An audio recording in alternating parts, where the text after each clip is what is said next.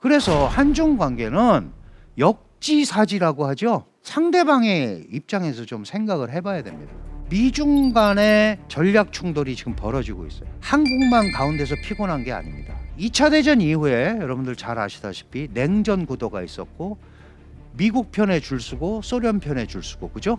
그다음에 뭐 중국은 중립국가를, 비동맹 국가를 지향했지만 어쨌든 사회주의 진영으로 했었어요. 그러다가 소련이 붕괴되면서 미국의 유일극 시대가 됐고 거기에 중국이 쫓아오면서 미중 양강 시대가 자리를 잡았습니다. 그러니까 지금은 이제 중국이 부상하면서 미국과의 충돌이 불가피해졌고, 그러다 보니까 많은 국가들이 중국과 관계가 늘어나는 가운데 원래 미국에 줄 서 있었는데 중국의 눈치를 보게 되는 상황이 생기는 거예요. 그러니까 한국만 그런 게 아니고 많은 국가들이 미중 전략 충돌에서 굉장히 고민하고 고전하고 있는 상황입니다. 그래서 우리가 이런 걸 얘기할 때 다자간 협력을 통해서 문제를 해결해야 된다.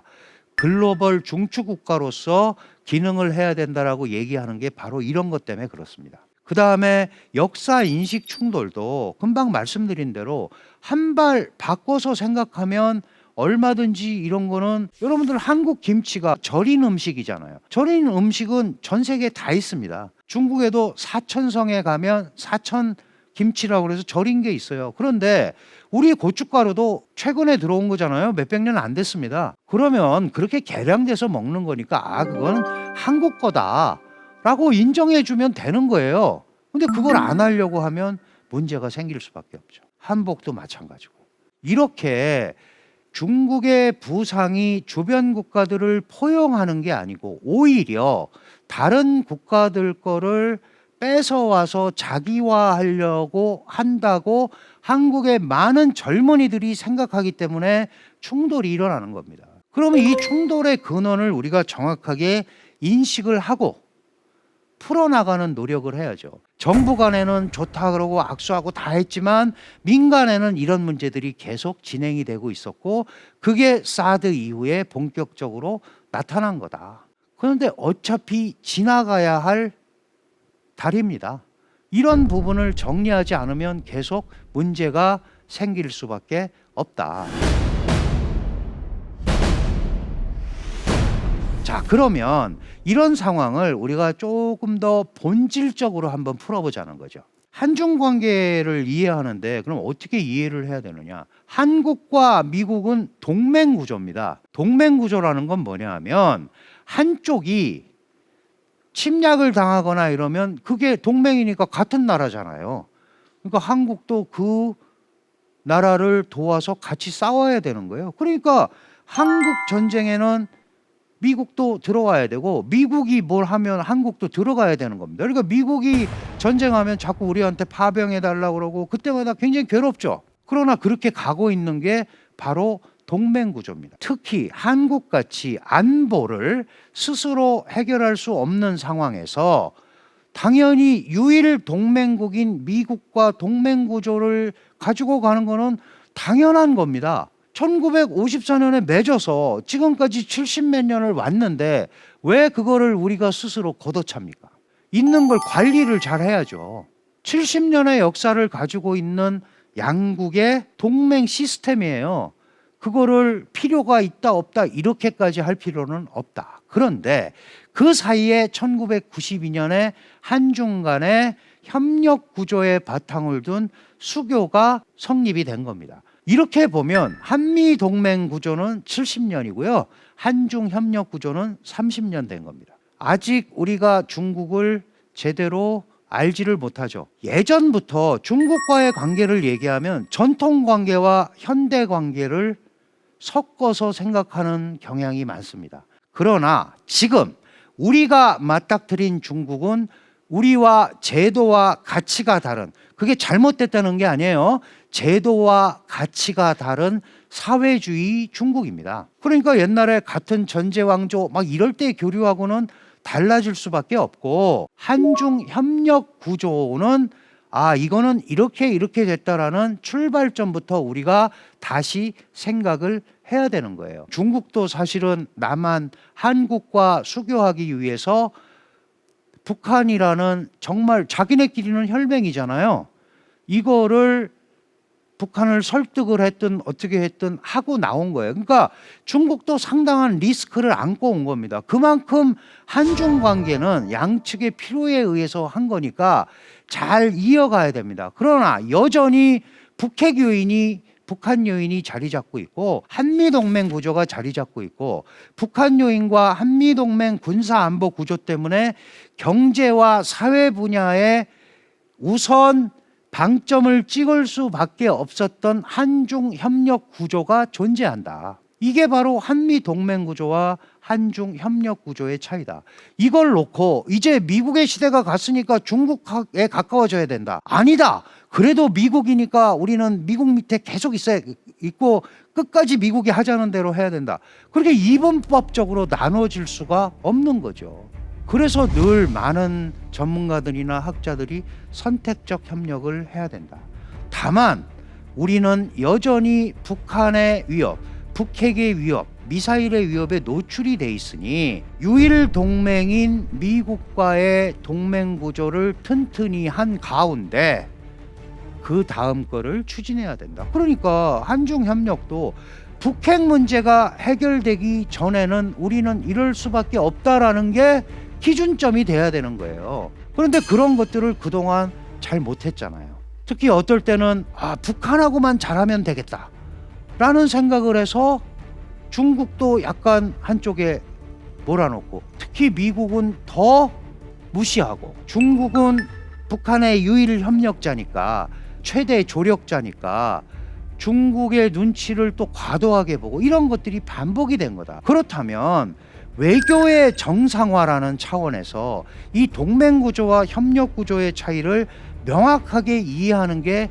중요하지 않겠느냐 하는 생각에서 이런 말씀을 드립니다. 그리고 지금 시대는 미중 신냉전 시대다. 중국의 부상으로 최근 미국과 중국 간의 신냉전 구도가 형성이 됐다. 이런 표현을 많이 쓰죠. 그래서 아시아 지역에서는 한미일 그리고 북중러 이렇게 한반도를 둘러싸고는 신냉전 구도가 형성된 거 아니냐 이런 얘기를 합니다. 아직 저는 본격적으로 시작했다고 생각하지는 않습니다. 다만 그런 모양을 보이는 거는 분명하죠. 왜 신냉전이라고 하느냐? 미국과 과거 소련은 군사력과 제도를 가지고 싸웠는데 지금 미중 간에는 여기에 뭐가 들어와 있어요? 경제력이 들어가 있습니다. 특히 개혁개방 이후에 세계의 공장으로 그 다음에 WTO 체제에서 국제 공평 교역 환경의 최대 수혜자가 된 중국은 많은 분야에서 글로벌 밸류 체인이라고 하는 글로벌 서플라이 체인 국제 공급망을 가지고 있습니다. 메이드 인 차이나가 없으면 살아가기가 어려운 산업 구조를 만들어 놓은 거예요. 그러니까 군사력은 물론이고 경제력, 제도 가치, 그다음에 여기에 더해서 소프트 파워, 문화력까지 다양한 형태의 냉전인 구도가 펼쳐질 수 있다. 이게 바로 우리가 얘기하는 미중 신냉전 구도다. 여기에 휩쓸리고 안 휩쓸리고는 해당 국가들이 정말 고민을 해야 되는데 이 미중 갈등 구조는 쉽게 깨지는 구조가 아닙니다. 왜냐하면 중국의 부상에 대해서 미국은 계속 관심을 갖고 있었습니다.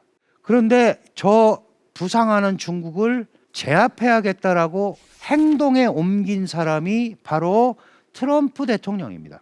오바마 대통령도 그런 생각하고 있었죠. 그런데 트럼프 대통령은 왜 이걸 행동에 옮겼느냐? 트럼프 대통령이 그 당시에 당선이 될 때 어떻게 됐어요? 중국이 뺏어간 일자리와 산업을 찾아오겠다. 그래서 러스트 벨트라고 그러죠?